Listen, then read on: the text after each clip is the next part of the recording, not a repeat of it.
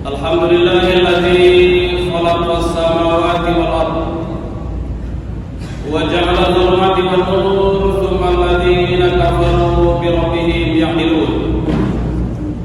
Asyhadu an la ilaha illallah wahdahu la syarika lah, ahadan samadan lam yalid wa lam yulad wa lam yakul lahu kufuwan ahad.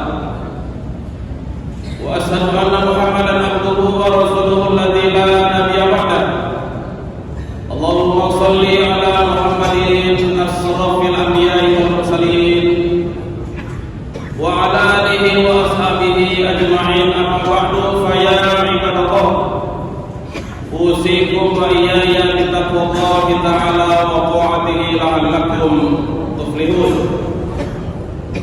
Qala Allah ta'ala fil Qur'anil Karim, a'udzu billahi minasy syaithanir rajim, bismillahir rahmanir rahim. Ya ayyuhalladzina amanu taqullaha wal tanzur nafsum ma qaddamat lighad wattaqullaha innallaha khabirun bima ta'malun. Wa qala Rasulullah sallallahu alaihi wasallam, ittaqillaha yaj'al laka makhraja.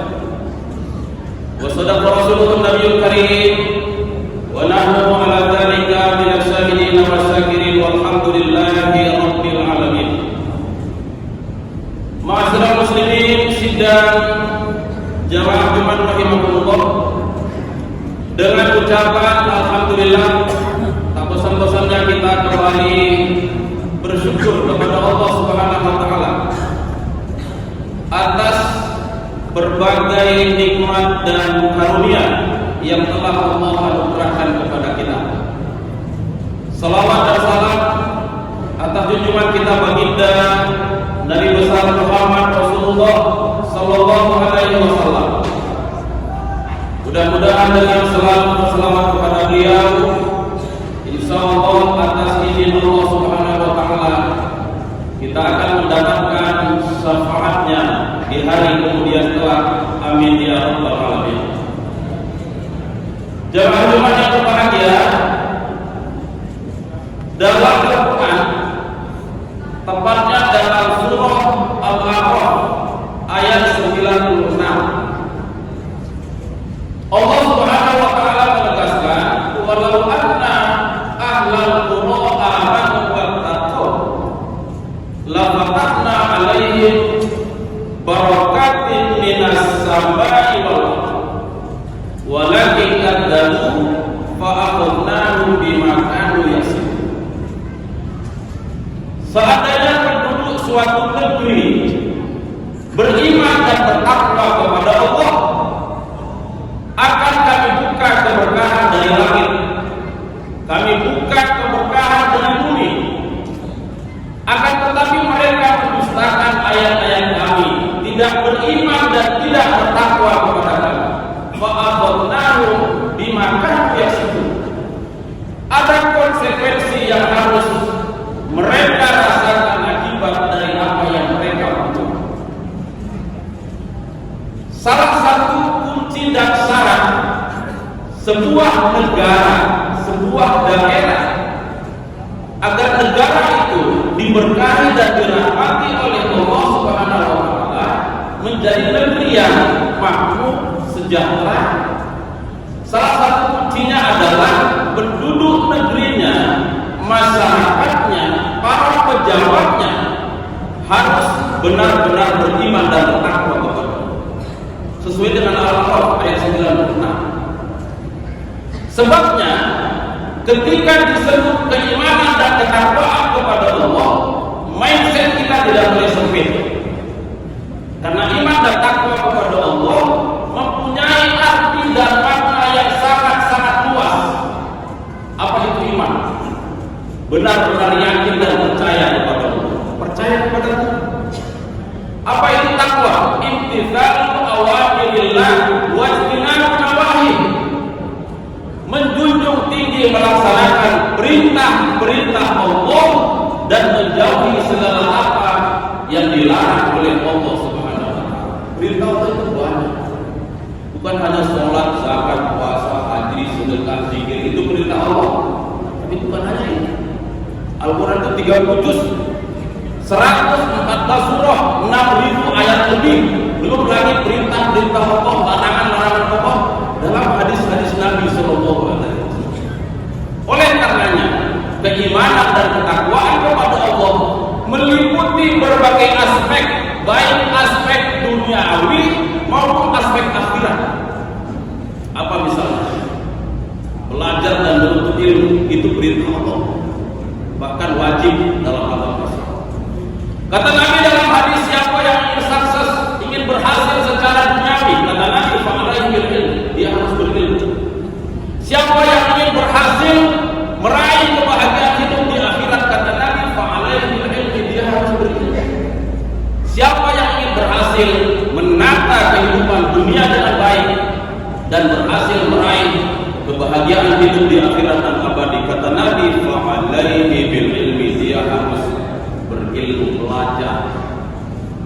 Apalagi punya manajemen waktu yang baik, mengisi hidup waktu dan kesempatan yang Allah anugerahkan kepada kita dengan kegiatan aktivitas yang bernilai positif, itu perintah Allah. Apalagi bersungguh-sungguh meraih sesuatu yang baik, pantang menyerah, sabar, adil, bijaksana, cerdas, tidak mudah putus asa, itu perintah Allah. Menegakkan hukum dalam sebuah negara, menegakkan keadilan dengan seadil-adilnya dalam sebuah negara, itu perintah Allah.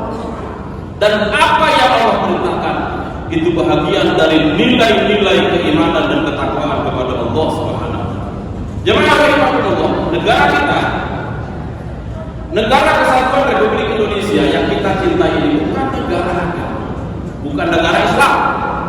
Tapi perlu dicatat, walaupun negara kita bukan negara agama, bukan negara Islam, tapi sungguh negeri ini dibangun dan didirikan berasaskan pada nilai-nilai ketuhanan kepada Allah, Tuhan yang Maha Kuasa, Tuhan yang Maha Esa. Lihatlah Pancasila jamaah yang bahagia, yang merupakan dasar dari negara. Sila pertama, ketuhanan yang Maha Esa. Itu perintah Allah, firman Allah. Apa kata Allah dalam Al-Quran? Qul huwallahu ahad. Katakanlah Allah itu Esa. 350 tahun Indonesia dijajah oleh Belanda. 3,5 tahun Indonesia dijajah oleh Jepang. Lalu pada tanggal 17 Agustus 1945, para pendiri, para pahlawan bangsa memproklamirkan kemerdekaan yang melawan penjajah ketika itu. Pertanyaannya adalah, dengan apa rakyat dan para pahlawan melawan penjajah ketika itu? Semua orang tahu jawabannya, pemerintah. Pertanyaannya kemudian adalah, jenderal mana mau taruhan? Bambu Kucing merdeka melawan tank. Siapa mau taruhan bambu kucing merdeka melawan tentara profesional yang berlatih dengan baik? Menurut kebiasaan tidak bisa. Menurut logika tidak mungkin. Tapi nyatanya Indonesia merdeka. Kenapa merdeka?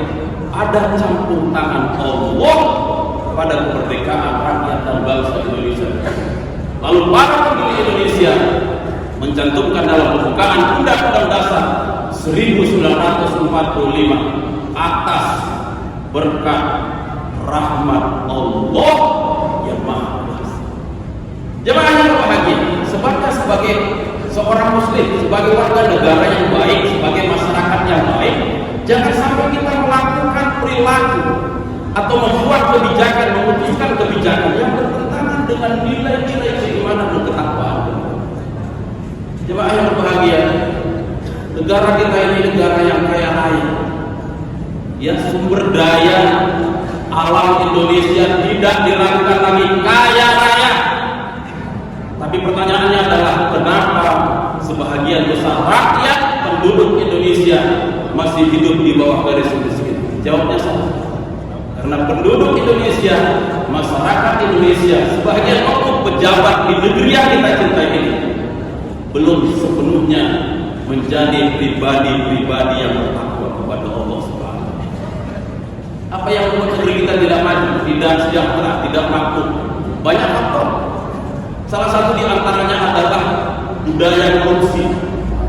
Korupsi itu bahasa kerennya, bahasa kasarnya pencuri, maling, rampok, mengambil yang bukan haknya, tamak, serakah, rakus.